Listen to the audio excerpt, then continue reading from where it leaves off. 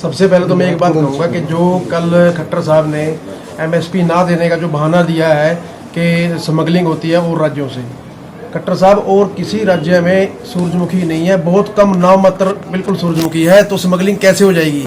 और नंबर 2 बात, आपको आपके प्रशासन को इतनी ऑफिसरों को इतनी गाड़ियां पकड़वाई हैं, 100 गाड़ी पकड़वाई है किसानों ने कि जो जीरी की और गेहूं की जो बाहर दूसरे राज्यों से, बिहार से, यूपी से आ रही थी, तब तो आपने कोई एक्शन लिया नहीं। सूरजमुखी में आपको स्मगलिंग दी की जहाँ पे एमएसपी देनी पड़गी। तो और नंबर 2 बात, पूछिए आप क्या पूछ रहे हैं। किसान पहुंच सकते हैं और क्या रणनीति। कल की रैली में लाखों किसान पहुंचेंगे और पूरे जोर शोर से दमखम से पहुंचेंगे, और अगर प्रशासन उनको रोकने की भी कोशिश करेगा तो प्रशासन से वो रुक नहीं पाएंगे। तो बैरिकेड, लोगों के अंदर गुस्सा इतना है, बैरिकेड तो बिल्कुल टूटेंगे जी। तो लाखों में आएंगे, बता तो दिया जी, अभी ये नहीं बता सकते कितने आएंगे, क्योंकि ये प्रॉपर हमारा कोई वो नहीं है, प्लानिंग नहीं है। तो हमें पूरा कुछ किया जाएगा। धरना अभी सलाह करेंगे हम क्या करना है इसका। वैसे धरना चल रहा है, शाम तक तो चलेगा, इसके बाद हम सलाह करके जैसे भी होगा वो आपको बता देंगे। ये धरना देखिए, ये सारे एक ही थाली के चट्टे बट्टे हैं। मुख्यमंत्री साहब ने बयान दे दिया, दूसरों ने उसमें सहमति जता दी, पर हम ये बोलना चाहते हैं कि ये भावांतर का नाग आप हम पे क्यों छोड़ना चाहते हैं।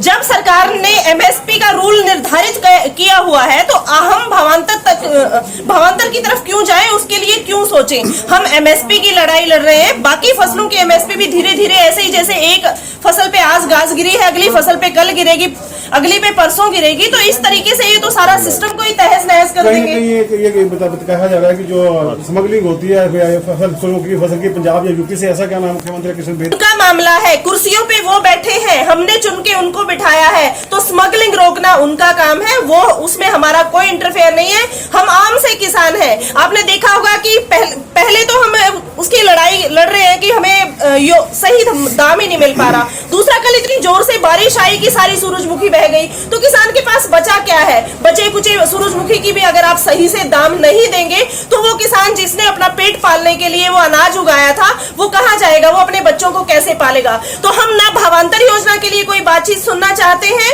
ना हम उनकी कोई और दलील सुनना चाहते हैं, और हमारा मुद्दा अटल है एमएसपी की गारंटी और एमएसपी पे हमारी खरीद, और वो हम लेकर रहेंगे। और एक और चीज आप लोगों को कहना चाहूंगी, अपील है, प्रशासन हर तरीके से गिरफ्तारियां करने की या डिटेन करने की, डराने की जो कोशिश करेगा, तो एक गांव वासियों से, शहर वासियों से अपील है, आप सब लोग अनाज खाते हैं, अनाज से पेट भर के सोते हैं। अगर आपके आसपास भी कहीं पुलिस नजर आती है किसी साथी को गिरफ्तार करने के लिए, तो आप निकलिए घरों से और विरोध कीजिए कि हम कोई बलात्कारी, कोई भ्रष्टाचारी या कोई ऐसे क्रिमिनल नहीं है कि आप हमें बिना किसी बात के, बिना किसी कानून के उठा के ले जाएं। ये जबरदस्ती नहीं चलेगी। गांव राम को जागना होगा, इसलिए गांव को राम कहा जाता है। तो आज वो जागने का टाइम है, निकलिए घरों से, और ये गिरफ्तारियां किसी हाल नहीं होने देनी है।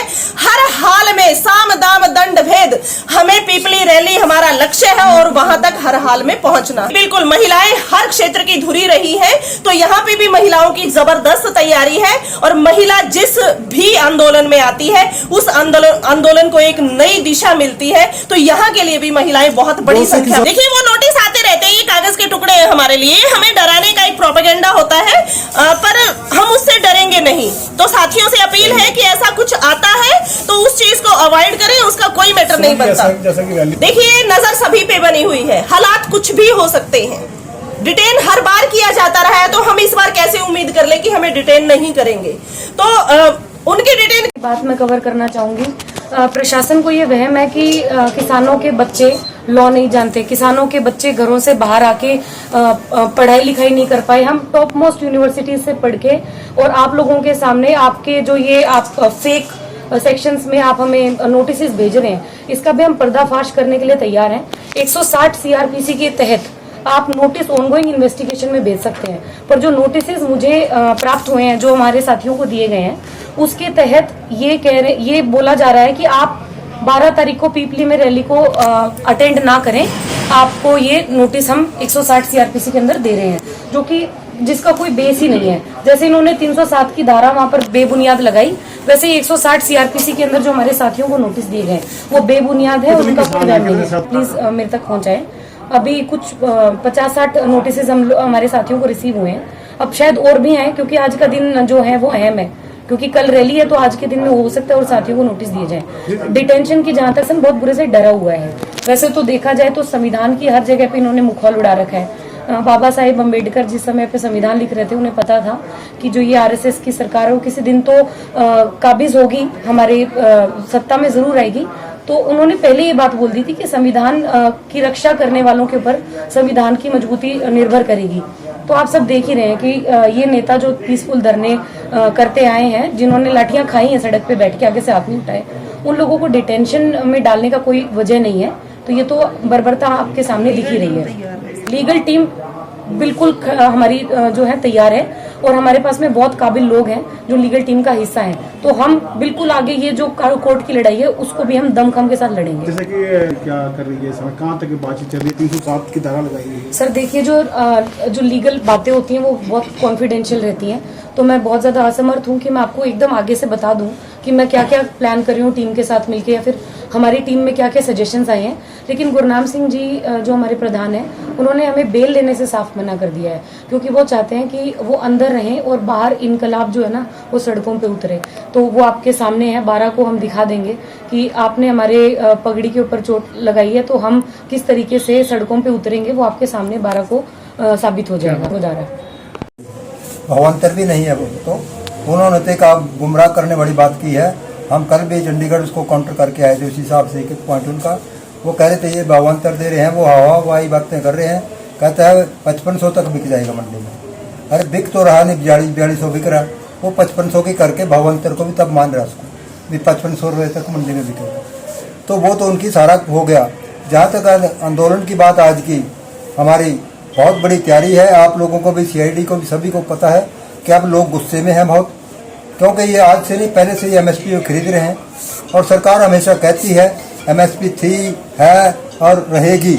लेकिन जब खरीदने की बात आती है, ये पहली बार है यहाँ MSP से को तोड़ रहे हैं ये लोग। और ये खाली सूरजमुखी का मुद्दा नहीं है, पूरी की पूरी आगे धान का, गेहूं का, सभी का है, क्योंकि MSP तोड़ने की ये पहला फर्स्ट स्टेप है। तो हम बहुत लोगों के दिमाग में अब बैठ गई है भी, अब ये जो इन्होंने किया है ये लाठीचार्ज क्या होने वाला है? कल होगा कि बहुत संख्या में आज लोग आएंगे और जो भी हमारा जैसे भी होगा उसके हिसाब से हम फैसला लेंगे। और उसके बाद हम अगले, ये तो हम खुलासा कर नहीं सकते, हम पहले आपसे विकल्प क्या करेंगे, लेकिन बहुत कड़ा फैसला। तो क्या प्रशासन की तरफ से कोई बातचीत नहीं है। हमारी कल हुई थी DC साहब से, DC साहब ने तो ये कहा था 400 रुपये आपको देंगे, लेकिन मुख्यमंत्री साहब ने जो कॉन्फ्रेंस की उसमें उन्होंने दिखा दिया। अब भी वो वहीं खड़े हैं 1000 पे, बाकी डिफरेंसेस पे, और बाकी का कोई आता पता नहीं जो बाकी डिफरेंस फिर भी रहता है। ये तो बिल्कुल है। पहली तो बात है हमारे आदमी रुकेंगे नहीं। अब लोगों के अंदर गुस्सा इतना, कोई रुकने वाला नहीं, जहां मर्जी रोकने की कोशिश कर ले, सब आएंगे। तो कहीं से भी आए, हो सकता है। ऐसा है कि कुछ भी हो सकता है, इससे भी कड़ा फैसला हो सकता है रोड जाम से। पुलिस अधिकारी आपसे मिले, उनसे पुलिस अधिकारी से कोई मीटिंग नहीं हुई। वो तो एक यूँ कह रहे थे अब जो आए थे कि हम ये जो मंडी है उसमें ट्रैफिक प्रूफी का कैसे अरेंज करें, 2 आदमी अपने भेज दो वहाँ, हम कंसल्टेशन कर लें। हमने कहा भेज देंगे। परमिशन मिलेगी आपको? तो पता नहीं मिलेगी कि नहीं मिलेगी, लेकिन हम करेंगे वहीं। तो संजू जी आएंगे, हम पुलिस की गोली भी खाएंगे, शहीद हो जाएंगे, लेकिन MSP लेके रहेंगे। जो हमारी मांग है, चाहे पुलिस लाठियां मारे, गोलियां मारे, जो मर्जी कर ले, हम पीछे नहीं हटेंगे। अपनी छाती आगे करके पुलिस की गोली खाएंगे।